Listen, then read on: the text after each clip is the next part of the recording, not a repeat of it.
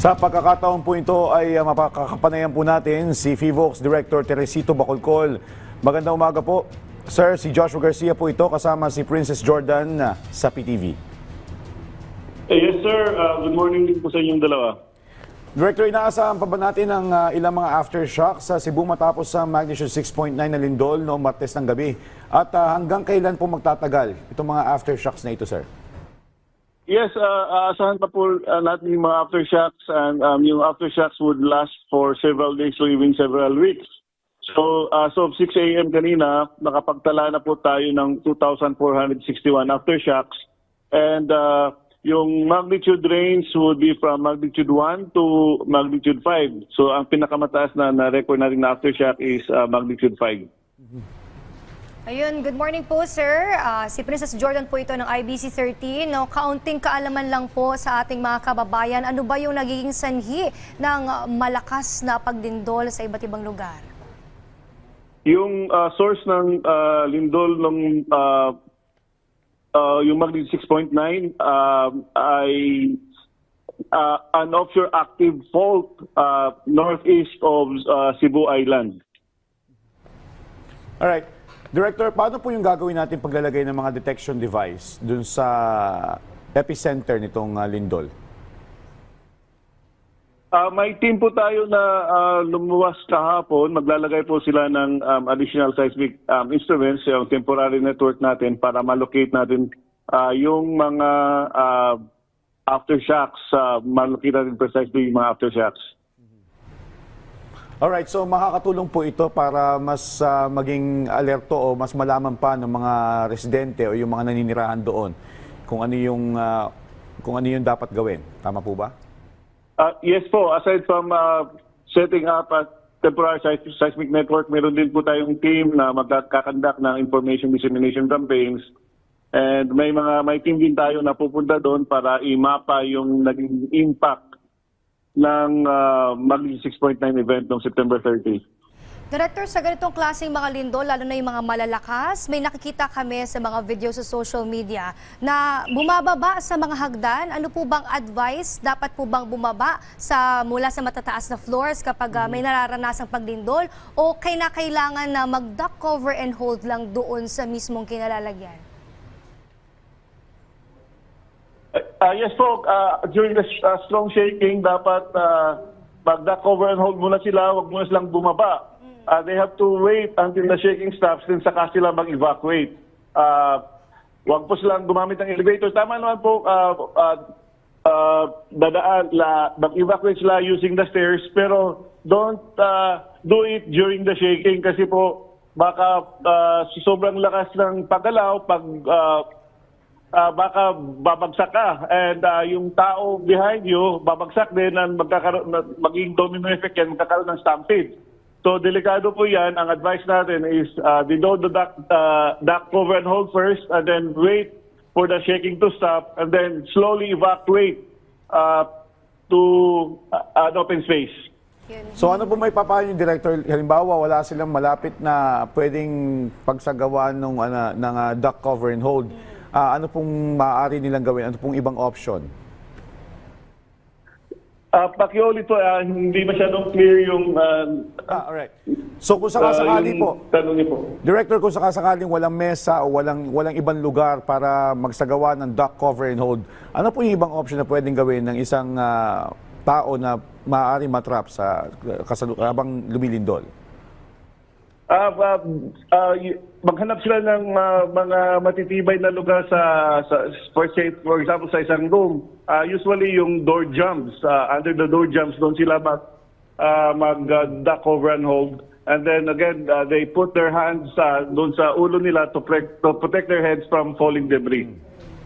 Alright. So hindi pala advisable no, na yung tumatakbo ka, bumababa ka ng hagdanan, kailangan mag-duck cover and hold. Pero para naman po doon sa mga lumalabas ng bahay, pumupunta sa kanilang mga kalsada, open areas, ito po ba ay ina-advise din ng FIVOX kapag sa oras na lindol?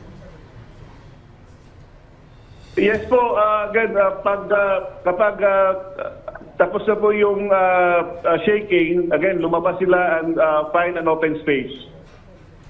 Alright, so pwede rin pala sa hamba. Yung sa pagka merong, kung walang mesa makita, pwedeng sumilong doon sa hamba at coveran yung ulo. Pero, Director, paki-explain nga po kung ano yung fault. Saang fault po yung naging sanhi ng lindol dito sa Cebu? At totoo po bang 400 years na itong hindi gumagalaw? Yes po, tama po kayo kapag titignan natin yung historical records dito sa northeastern side ng Cebu, wala pong malalakas na lindol.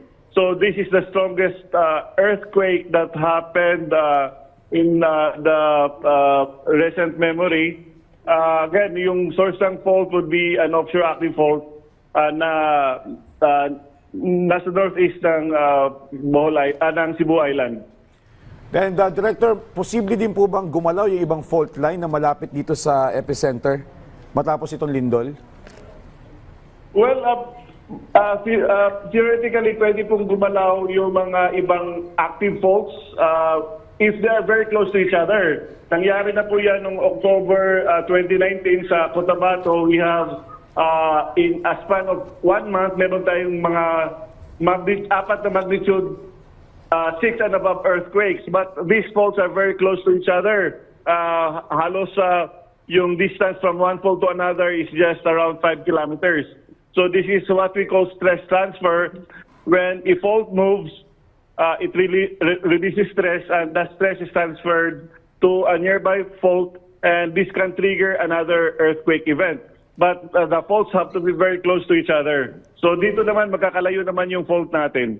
Ito, bukod dito sa usapin ng fault line, ito po bang pagputok ng Bulkang Taal matapos ang paglindol ng 6.9 magnitude sa Cebu, meron po bang kaugnayan sa isa't isa? Gayon din po, Director, yung biglang pag-ulan matapos ang malakas na lindol. Wala pong kaugnayan yung lindol na naganap noong September 30 sa pagputok ng bulkan early morning yesterday. Nagkataon lang po yan. It's just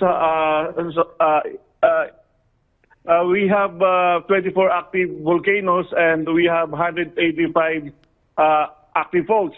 So there's always this possibility na magkakasabay-sabay yung paggalaw ng ating bulkan at ang ating mga active faults. So it just so happened na nagkasabay lang sila.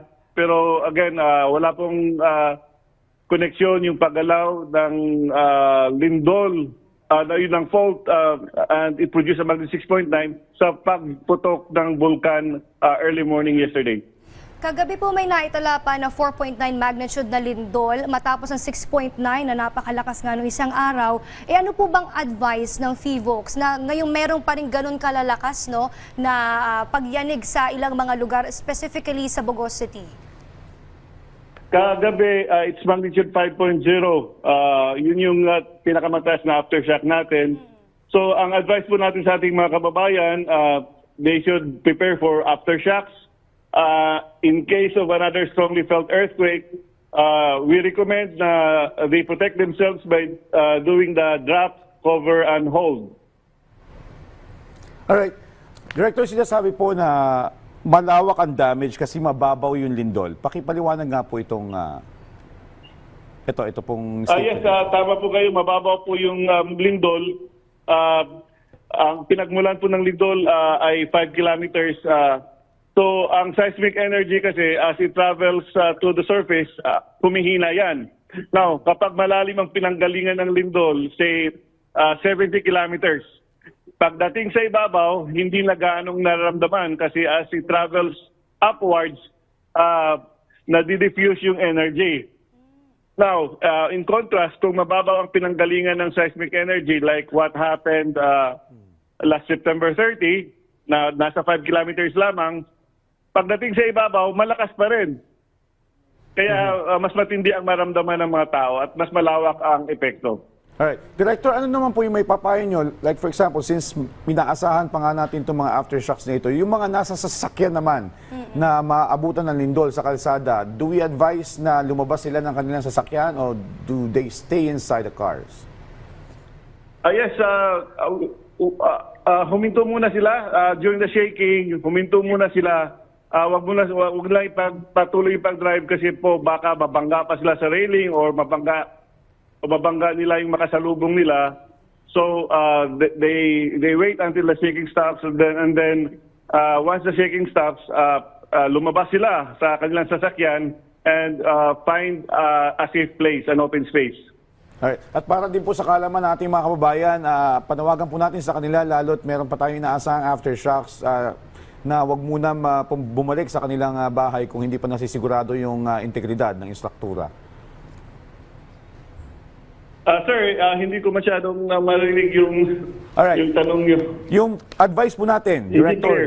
Advice po natin, Director, sa ating mga kababayan na wag munang bumalik sa kanilang mga kabahayan, lalo't inaasahan pa natin yung mga aftershocks.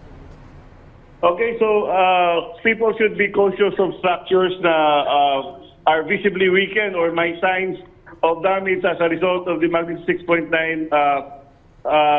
earthquake. Kung hindi man ito na-damage or totally damaged during the main shock, baka mag-collapse ito during a strong aftershock. Kaya po, ang gagawin po nila ay magkonsulta sa municipal or city engineers and seek for their advice. Yung mga structurally compromised buildings should not be reoccupied unless may certification na safe ito by structural engineers. Sir, last na lang po, meron po kayong mga pinadalang team sa Bogos City at ilan pang mga lugar na malapit sa Cebu na naapektuhan ng lindol. Kumusta po ang assessment nila at ang pag-iikot sa mga infrastructure, sa mga damages sa dulot ng lindol? Well, tama po kayo, may team po kami, but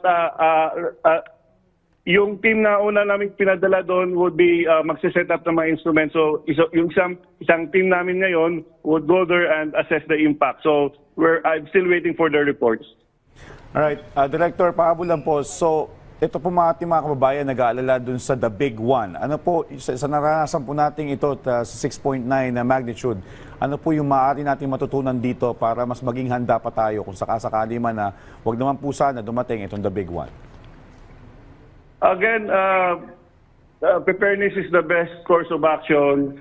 Again, ang sinasabi natin, when we say preparedness, we have to make sure that we follow the building code, we follow the minimum engineering standards, and we participate in earthquake drills. So, pag nagpa-participate kasi tayo sa earthquake drill, it builds muscle memory, naging habit forming, and alam kaagad natin yung gagawin natin when there's a big event. But of course, kahit na-perfect natin yung drop, cover, and hold, kung hindi pa rin tayo sumusunod sa building code, for instance, yung bahay natin mag-collapse.